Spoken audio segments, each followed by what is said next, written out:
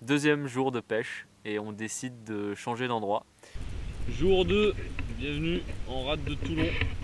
Avec Mickaël toujours. Salut les gars. Et on est pas mal là, on est juste derrière les bateaux militaires. D'ailleurs il y a une patrouille qui est venue un petit peu regarder ce qu'on faisait parce qu'on est en limite de zone, mais ça vaut le coup de se placer sur ces endroits. Il y a déjà des chasses. On a vu quelques remous. Mickaël pêche un peu au stick bait parce que c'était en surface. Et donc voilà, on est plutôt bien pour ce deuxième jour. Donc on a commencé à pêcher le spot, ça n'a pas donné grand chose même si on a vu quelques chasses. Donc on était plutôt confiant, on a décidé de sortir de la petite rade.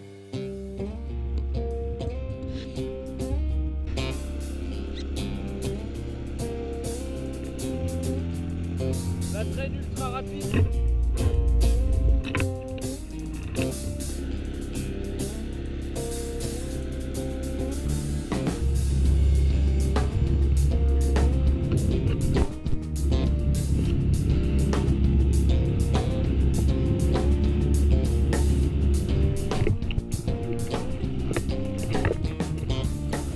Ah mais ça ne plaît pas alors. Donc on est passé juste devant Saint-Mandrier, là on a vu qu'il y avait des chasses au loin. Il y avait beaucoup de chasses, mais pas forcément rassemblées. C'est ce qui peut paraître paradoxal, c'est que c'était assez éparpillé. Et donc du coup, pour trouver des poissons et pour pêcher le poisson quand c'est éparpillé, c'est pas facile. Mais de temps en temps, tu prends du poisson et quand tu prends du poisson, là tu t'éclates. Fish on!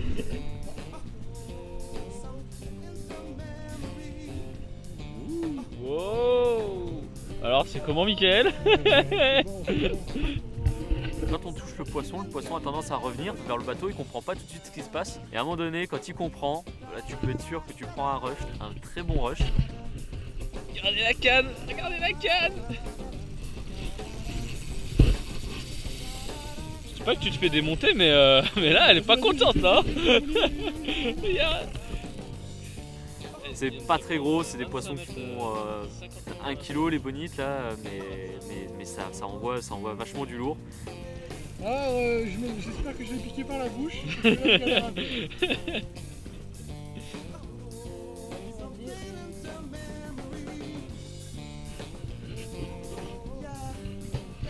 le poisson qui tourne, le poisson qui est là, on la voit.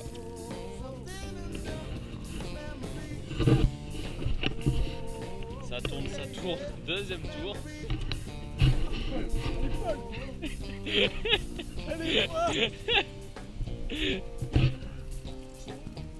Oh là là là là là. C'est quoi ce poisson? Elle est folle la bonne. C'est beau ça, hein? C'est un beau poisson. Et donc c'est une pêche qui est juste hyper plaisante en 10-30, tu vois, en canne médium. On s'éclate, vraiment on s'éclate à pêcher ces poissons. Et on la relâche derrière pour beaucoup de ces poissons. Et c'est que du bonheur, c'est que du plaisir quand ça se passe comme ça. La journée donc avance pas mal. On fait ce poisson, malheureusement c'est le seul qu'on prend. On décide du coup d'aller plus au large, de sortir de la rade. On va partir, il va y avoir des chasses, là, regarde. C'est en train de monter là.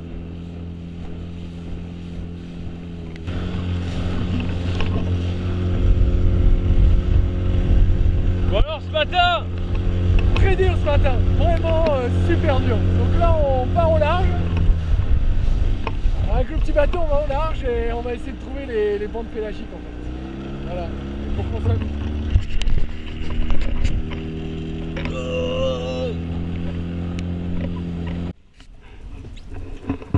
c'est bien dur les amis, c'est compliqué. On ne trouve pas de poisson. Ouais. On est parti un peu au large là, on est plus loin au large de Saint-Mandrier. On arrive à la Plagne, il y avait beaucoup de bateaux. Une fois qu'on est arrivé, tous les bateaux en fait retournaient vers la rade de Toulon. Donc on s'est dit mince, il s'est certainement passé quelque chose ce matin et il n'y a plus rien du tout. Pour voir ce qu'on peut Et faire. Mickaël reçoit un coup de téléphone, un collègue à lui qui vient lui dire que qu'il y a des chasses de pélamides absolument monstrueuses au large de Port-Cros, de l'île du Levant. Donc c'est à 55 km de bateau de Toulon. Faire ce qu'on a fait aurait été de la folie. Donc on a discuté, on a pas mal réfléchi, on se demandait ce qu'il fallait faire. Et à un moment donné, Mickaël ne savait pas quoi faire. Il s'est mis à avancer avec le bateau, les gaz à fond, direction Gien, puisqu'on voulait se rapprocher de Gien éventuellement. Et à un moment donné, il me regarde et il me fait bon bah allez c'est parti. Et bah c'était parti. Bon, je profite d'une petite défaillance d'un hameçon planté je ne sais où pour faire un point sur la situation. Donc on était à la Plagne, c'est ça? Au début de la Plagne. Sur le début de la Plagne. C'était pas terrible, on ne savait pas quoi faire et on a eu des infos comme quoi ça donnait loin. À Port-Cros, À Port-Cros. donc il y a 1 heure de navigation facile. Et donc là on est au milieu de nulle part et bah c'est parti quoi. Deal, on y va. On est parti donc de Toulon. On a été sur l'île de Porquerolles, non pas pour pêcher, pour faire le plein. On the road to Porquerolles. 4 minutes d'arrêt, le temps de faire le plein. Ah, c'est l'aventure. La grosse aventure. On est parti de Toulon. Là il y a Porquerolles derrière nous. Et là devant il y a Port-Cros. Et on va voir les pyramides et le tout. Bon, on n'a pas de canne à tour mais c'est pas grave. Et donc on va s'est aller se faire tapé quasiment 1h30 de navigation pour aller là-bas, pour arriver en dessous de l'île du Levant et ne pas trouver les pélamides. Donc là on a fait plutôt la gueule en fait. Et donc on s'est mis un peu à chercher, on a décidé de partir au large, puisqu'on avait le plein, on avait encore de l'essence, donc on s'est dit bon, on va pousser au large, on va aller voir.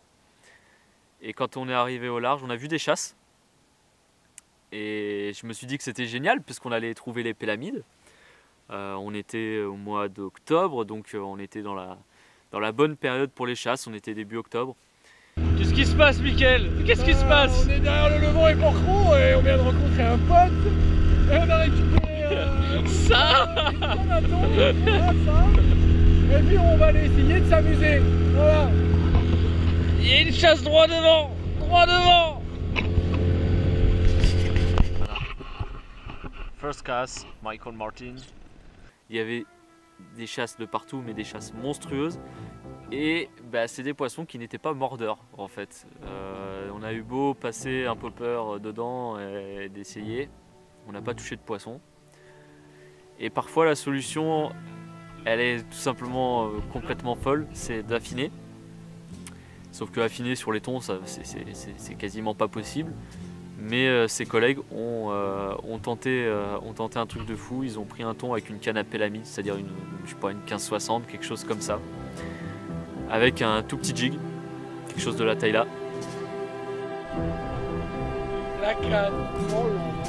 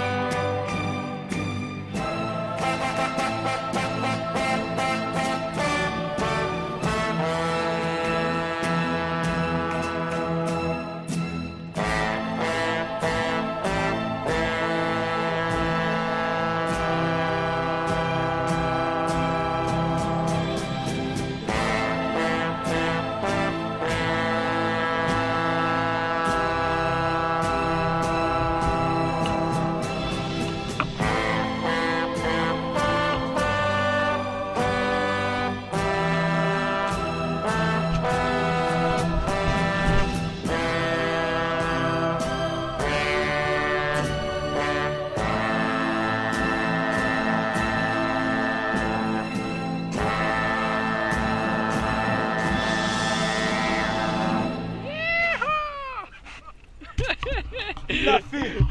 Il l'a fait, mon gars. Bien joué, mon gars.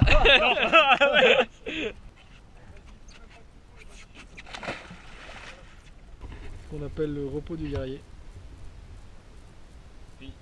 Non mais honnêtement on est bien, hein. C'est un peu comme dans un hamac, en plus c'est un boudin, bah, c'est confortable. Et on se laisse bercer par les vagues. Et qu'est-ce que tu penses de ce bateau? Et bah franchement il est bien pour aller pas très loin, mais dès qu'on veut aller pêcher le thon un peu loin, on manque d'essence quoi. Hein, c'est-à-dire que là, si la pompe elle est fermée à Porquerolles, on dort à Porquerolles. On repart du coup pour Porquerolles pour faire le plein.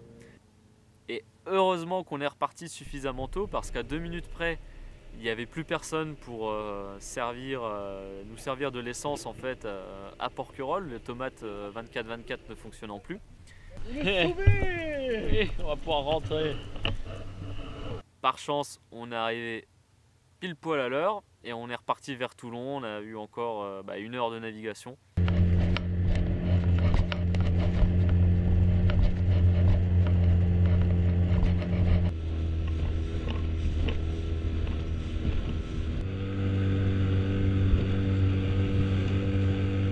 On est arrivé, il faisait quasiment nuit.